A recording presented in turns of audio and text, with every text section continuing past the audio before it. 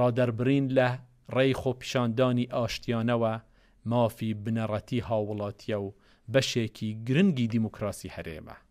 بەڵام منیش وەک گشت هاوڵاتی و سەرۆکایەتی بەرپرس زۆر دڵتەنگم بە ڕووداوەکانی قەڵاتزێ، کەلار و شار و شارۆچکەکانی دیکە.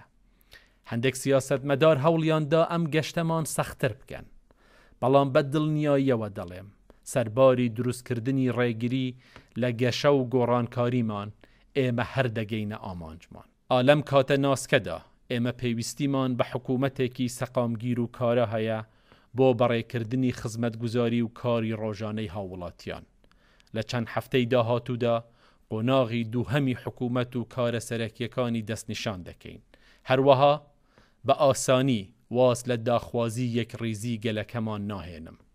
خوێنی پێشمەرگە نەزەردە و نەساوز، ئەوان هەرێمی کوردستان بە گشت پێکهاتیەکانیەوە دەپارێزم. بارودۆخی نەئارام و هێڕشی ناڕەوا وای کرد کە داوا لە 4 وەزیر بکەم کە حکوومەت بەجێ بهێڵن.